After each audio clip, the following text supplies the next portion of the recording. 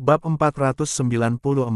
Berjuang sampai mati. Kali ini, Han Turkestan tidak menolak permintaan Xiao Yao. Xiao Yao memiliki reputasi yang tinggi di kalangan pasukan dan sangat dihormati oleh para prajurit. Jika Xiao Yao berdiri di atas tembok kota untuk memberikan semangat, hal itu pasti akan semakin membangkitkan moral para prajurit.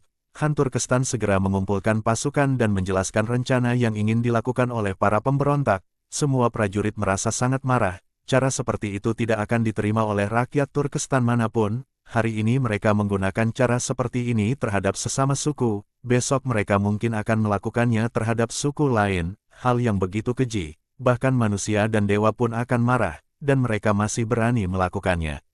Yang Mulia Han, mari kita menyerang. Kita harus memusnahkan semua pemberontak ini. Lebih baik kami mati dalam pertempuran daripada membiarkan mereka berhasil. Perang sampai mati. Perang sampai mati. Para prajurit berseru serempak. Han Turkestan melihat semangat mereka begitu membara.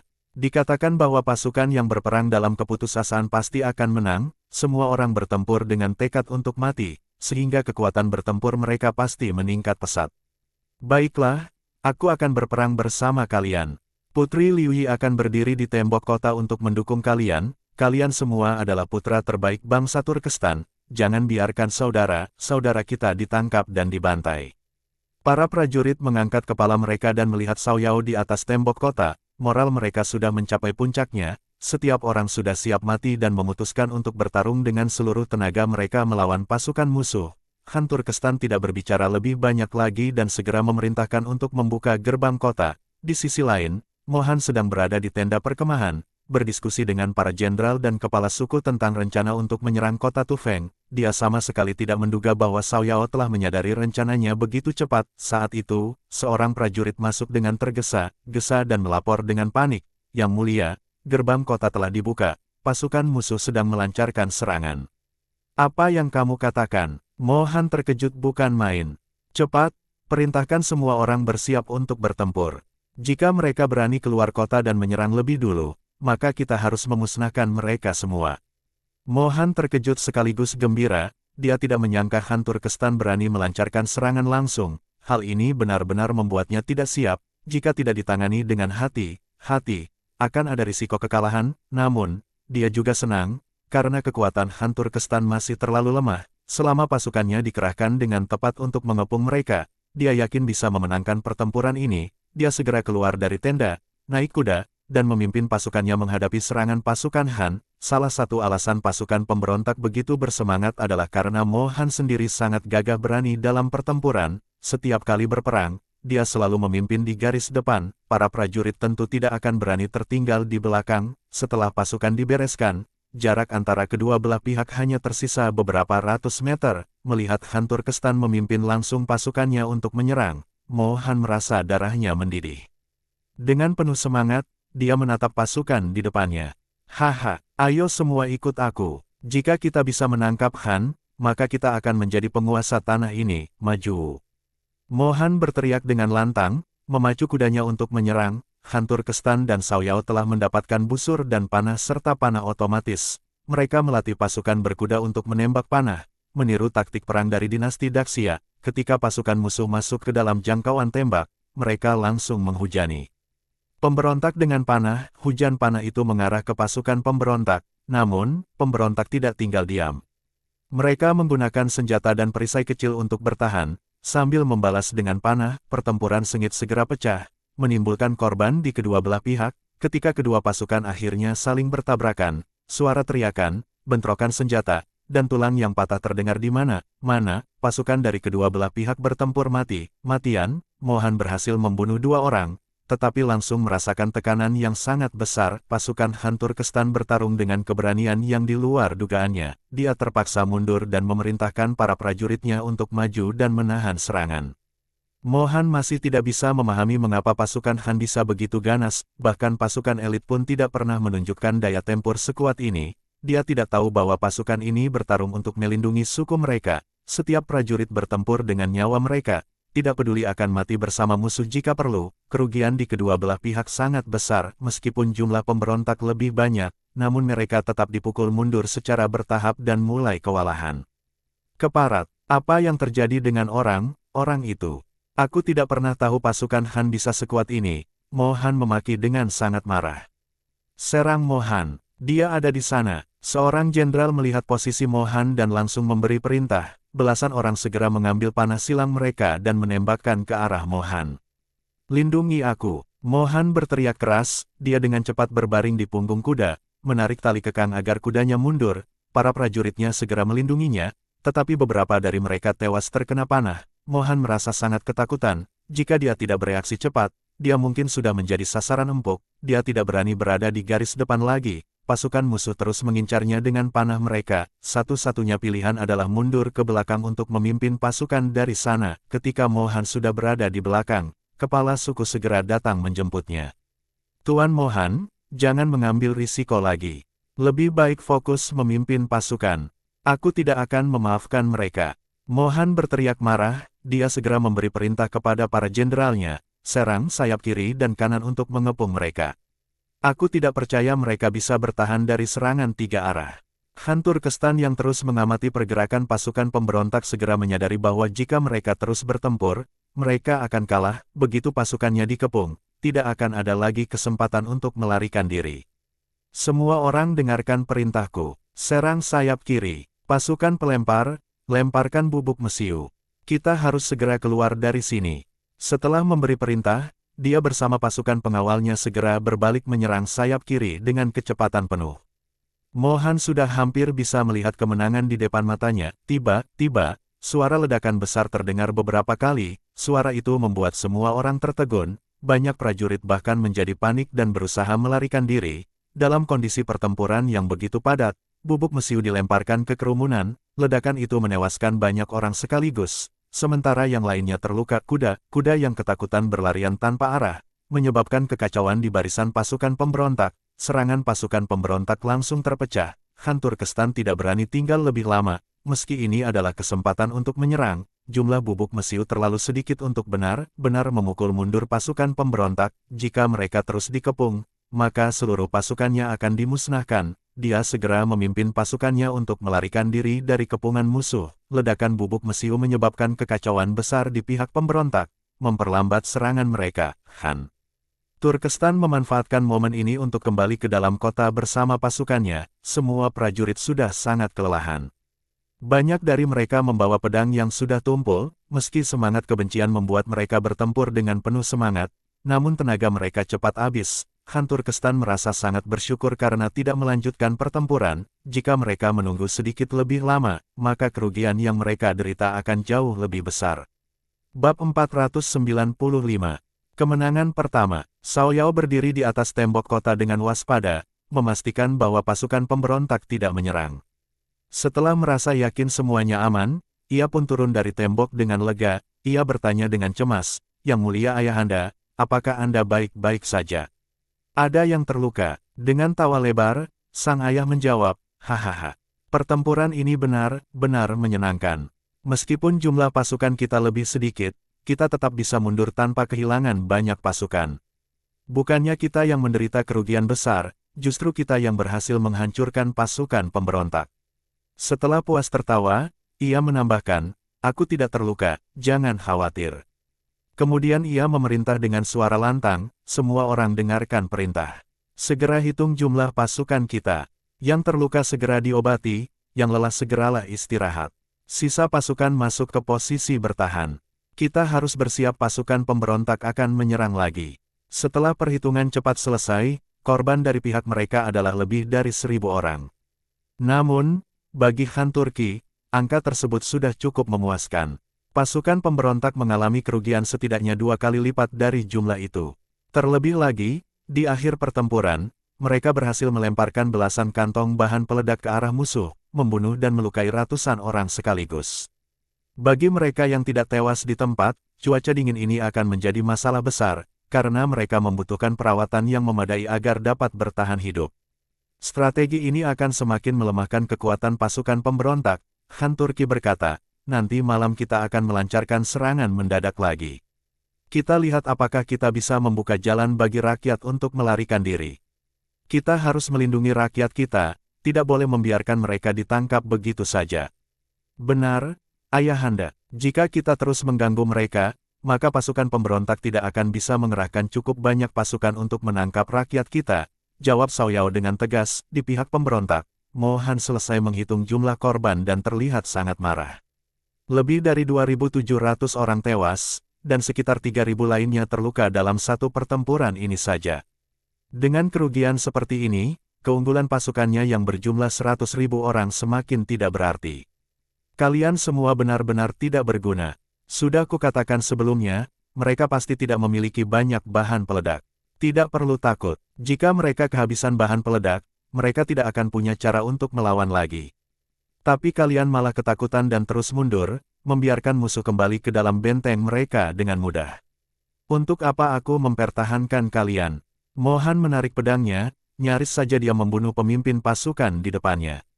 Namun, beberapa kepala suku segera maju untuk menjelaskan, Tuan, tolong tenang. Kekuatan bahan peledak mereka memang sangat besar. Ini bukan karena pasukan kita pengecut atau ketakutan. Ketika bahan peledak mereka meledak, kuda-kuda kita ketakutan dan mulai berlari tak terkendali, terutama yang terluka. Akibatnya, pasukan kita menjadi kacau dan sulit untuk melanjutkan pertempuran. Penjelasan ini akhirnya membuat Mo Han menahan amarahnya. Kalian dengarkan aku baik-baik, jika nanti mereka menggunakan bahan peledak lagi, tidak seorang pun yang diizinkan mundur. Bahan peledak mereka tidak banyak, setelah habis mereka tidak bisa melakukan apa lagi. Kalau saja tadi semua orang berjuang tanpa rasa takut, kita pasti sudah menghancurkan mereka. Ujar Mo Han dengan nada dingin. Han memimpin pasukan secara langsung. Tampaknya mereka sudah tahu kita menangkap rakyat mereka. Kita tidak boleh berlama-lama, kita harus segera menyerang dan tidak memberi mereka kesempatan untuk melawan. Usul salah satu kepala suku, Mo Han mengangguk, tindakan mereka menunjukkan bahwa kita telah mengenai titik lemah mereka. Aku akan memberimu 20.000 pasukan. Mulailah serangan bergantian untuk membuat mereka sibuk dan tidak bisa keluar dari benteng. Selama kita berhasil menangkap lebih banyak tawanan, maka kita pasti bisa merebut kota Tufeng. Sementara itu, Xiao Yao berdiri di atas tembok kota, terlindung rapat dari cuaca dingin. Dia mengamati pergerakan pemberontak yang mulai memobilisasi pasukan mereka. Wajahnya menunjukkan ekspresi serius. Sebagai prajurit terhebat di Turki, Mo Han memang sangat terampil dalam peperangan. Meskipun sempat mengalami kerugian kecil, ia dengan cepat mengubah taktik dari bertahan menjadi menyerang. Pasukan di dalam kota harus bertahan sekuat tenaga. Semua pemanah, bersiaplah. Begitu musuh mendekat, segera serang dengan panah. Tapi jangan lupa untuk berlindung. Xiao Yao memberikan perintah, para prajurit menjawab dengan serempak, mempersiapkan diri untuk menghadapi serangan pasukan pemberontak. Tak lama kemudian, Han Turki naik ke tembok dan berkata kepada Xiao Yao, tempat ini terlalu berbahaya, cepatlah pindah ke tempat yang lebih aman. Selama aku di sini, benteng ini akan tetap aman. Aku hanya mengawasi dari belakang, aku tidak akan merepotkan kalian, jawab Xiao Yao. Tidak bisa, jika terjadi sesuatu yang berbahaya, kami harus melindungimu. Saat ini, posisimu sangat penting. Tidak boleh ada kesalahan sedikit pun. Dengarkan aku dan segera kembali. Xiao Yao hanya bisa menghela napas dan setuju untuk kembali ke tempat tinggalnya, meninggalkan dua orang untuk memberitahunya perkembangan pertempuran di depan. Tidak lama kemudian, pasukan pemberontak mulai menyerbu dengan teriakan perang, membawa tangga untuk menyerang benteng. Pasukan di atas tembok segera melepaskan tembakan panah. Para pemanah di kedua belah pihak saling beradu jarak dan ketepatan tembakan, menyebabkan korban berjatuhan di kedua pihak. Namun, pasukan di atas tembok memiliki keuntungan, terutama karena mereka memiliki anak panah penembus baju zirah. Bahkan dengan baju besi, pasukan pemberontak sulit untuk bertahan. Setelah ratusan orang tewas, pasukan pemberontak akhirnya berhasil mendekat, memasang tangga, dan mulai memanjat. Di bawah, beberapa puluh orang mendorong balok kayu besar untuk menghantam gerbang kota. Namun, Han Turki sudah menyiapkan rencana untuk menyerang begitu mereka mendekat. Sesuai aba, para prajurit menuangkan cairan logam panas dari atas tembok dan melemparkan batu besar. Dalam sekejap, suasana di bawah tembok berubah menjadi seperti neraka. Jeritan terdengar di mana-mana. Banyak yang tidak langsung tewas tetapi sudah tidak mampu untuk berdiri lagi. Bahkan baju zirah mereka tidak mampu menahan hantaman batu. Dalam waktu singkat, banyak korban yang berjatuhan di pihak pasukan pemberontak. Para pemanah di kejauhan mencoba menembak pasukan di atas tembok, tetapi para prajurit dengan cepat berlindung setelah melepaskan serangan. Akibatnya, jumlah korban di pihak pasukan benteng jauh lebih sedikit dibandingkan pemberontak. Akhirnya, pasukan pemberontak tidak bisa bertahan lagi dan memutuskan untuk mundur, meninggalkan lebih dari 2.000 orang tewas tanpa hasil apapun. Pemimpin pasukan pemberontak yang menyaksikan tembok kota yang tinggi itu tampak sangat muram. Dalam cuaca dingin ini, mereka menggunakan tanah beku untuk memperkuat tembok kota, sehingga pembangunannya menjadi sangat cepat. Dengan tembok setinggi itu, sangat sulit untuk memanjat, terlebih lagi mereka adalah pasukan berkuda yang tidak terbiasa dengan serangan pengepungan. Seandainya kita juga memiliki bahan peledak, kita tidak perlu repot seperti ini. Kita bisa langsung meledakkan gerbang kota. Keluh salah satu prajurit. Pada saat itu, Mohan mendekat dan bertanya, apa yang terjadi? Mengapa kalian menghentikan serangan? Tuan Mohan, tembok mereka sangat tinggi, dan persiapan mereka sangat matang. Jika kita menyerang secara paksa, jumlah korban di pihak kita akan sangat besar. Aku memikirkan cara untuk mengurangi kerugian. Mohan mengangguk, memikirkan cara seperti itu tidak salah. Tapi tujuan utama serangan kalian adalah untuk membuat pasukan mereka sibuk, sehingga mereka tidak bisa keluar menyerang kita. Jika terlalu sulit untuk menyerang, cukup ganggu mereka sebisa mungkin. Terima kasih atas pengertian Anda, Tuan. Jawab sang pemimpin dengan penuh rasa syukur. Kalian semua adalah pasukanku. Aku tidak akan mengirim kalian semua ke kematian sia-sia. Biarkan mereka bertahan beberapa hari lagi. Setelah kita menangkap semua tawanan, aku ingin lihat apakah mereka masih berani melempar batu ke rakyat mereka sendiri. Mohan memandang tembok kota dengan mata menyipit, penuh dengan aura membunuh. Saat sudah sampai di titik ini, dia sudah tidak punya jalan keluar lagi. Dia harus melakukan apapun untuk mengalahkan pasukan Hantur Kestan. Bab 496. Strategi Mohan. Setelah mengubah strategi serangan, pemberontak mulai melancarkan serangan dari beberapa arah secara bersamaan. Taktik ini membuat mereka menyebar dan menciptakan ruang gerak yang lebih luas untuk menghindari serangan pasukan Han. Dengan cara ini, korban jiwa di pihak mereka bisa berkurang secara signifikan. Setiap kali mereka mendapat serangan balasan, mereka segera mundur dengan cepat. Namun, setelah beberapa saat, mereka kembali melancarkan serangan dari arah lain. Hal ini membuat pasukan di benteng kota menjadi kebingungan. Pasukan penjaga yang berada di atas tembok tidak tahu arah mana yang harus mereka prioritaskan untuk bertahan. Situasi ini membuat mereka tampak seperti terlibat dalam pertempuran gerilya dengan musuh. Sementara itu, Hantur Kestan yang mengamati situasi ini mulai menyadari bahwa jika mereka terus-menerus bertahan dengan cara seperti ini, semua persediaan batu yang disiapkan untuk pertahanan benteng akan habis. Melihat keadaan yang tidak menguntungkan, Han segera memerintahkan kepada seluruh pasukannya, dengarkan baik-baik. Jangan gunakan batu untuk menyerang balik jika tidak ada tangga panjat yang mendekati tembok. Kalau kita terus seperti ini, maka semua batu akan habis dan kita akan kehabisan senjata. Setelah perintah itu, situasi pertempuran berubah menjadi sangat aneh. Pemberontak mendekati tembok akan ingin menyerbu, tetapi begitu mereka mendekat, mereka segera mundur tanpa berusaha menyerang dengan kekuatan penuh. Sementara itu, pasukan penjaga di atas tembok hanya menggunakan busur panah mereka untuk menembak sejauh mungkin, tanpa mengerahkan seluruh tenaga untuk menyerang balik. Kedua belah pihak tampaknya lebih memilih untuk menunggu waktu yang tepat untuk melancarkan strategi masing-masing. Pertempuran berlanjut dengan pola seperti ini hingga malam tiba. Setelah hari mulai gelap, Hantur Kestan memanggil 5.000 pasukan berkuda elit dan mempersiapkan mereka untuk sebuah misi penting. Ia berniat menggunakan pasukan ini untuk melancarkan serangan mendadak keluar dari benteng. Ketika serangan pemberontak kembali dilancarkan, pasukan berkuda ini akan keluar dari gerbang untuk menyerang balik dan membantu melindungi warga suku mereka yang berada di luar benteng. Di sisi lain, Mohan, pemimpin pemberontak, juga tidak tinggal diam. Ia sibuk merencanakan strategi untuk merebut benteng Tufeng.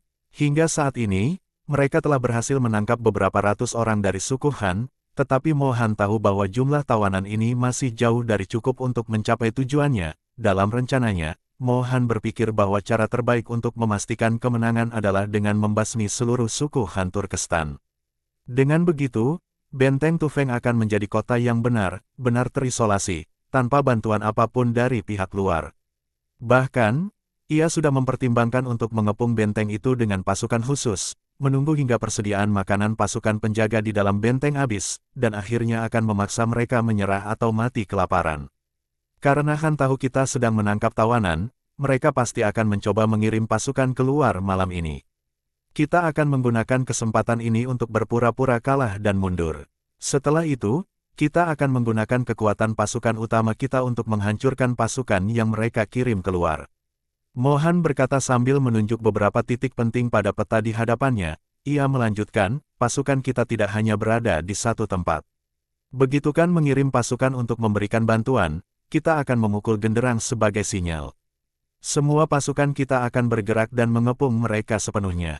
Para komandan yang hadir dalam rapat itu sangat terkesan dengan strategi Mohan. Salah satu dari mereka berkata, rencana Tuan Mohan ini benar-benar luar biasa. Pasukan penjaga di dalam benteng sudah tidak banyak.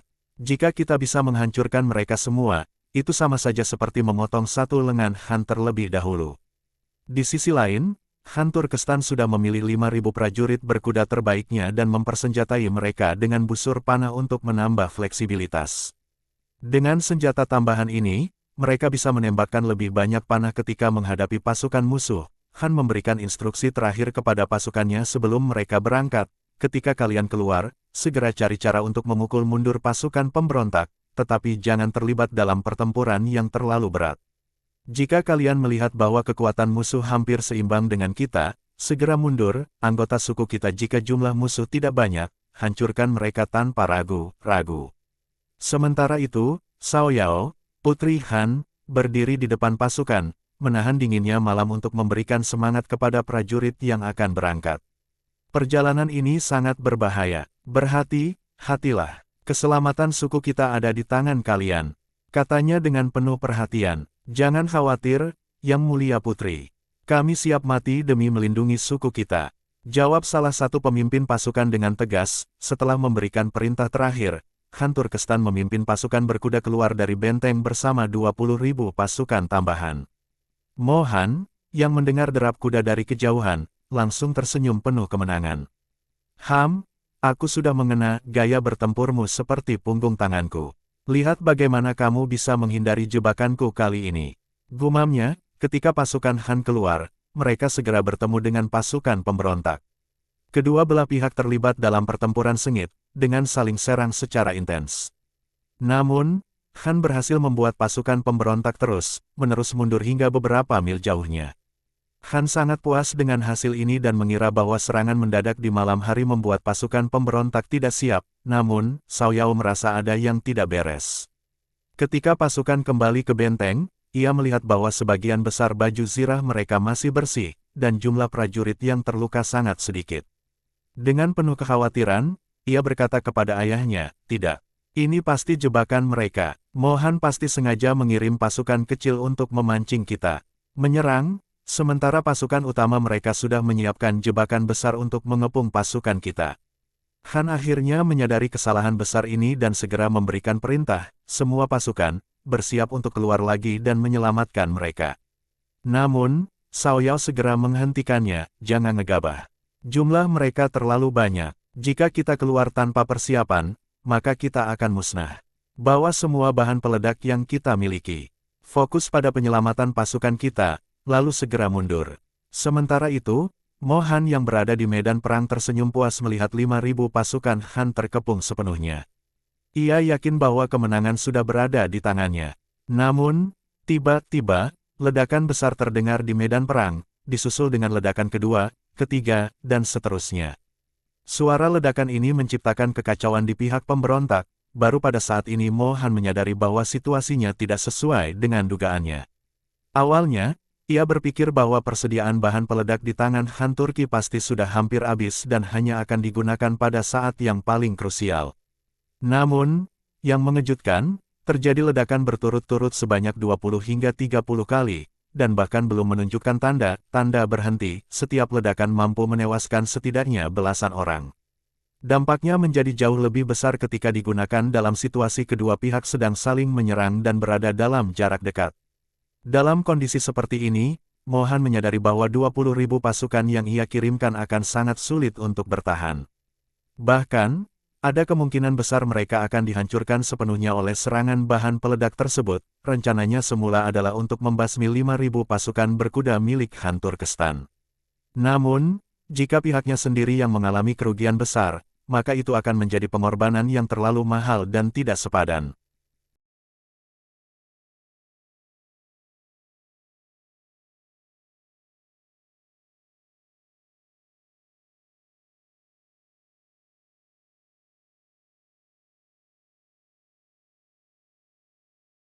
Bersambung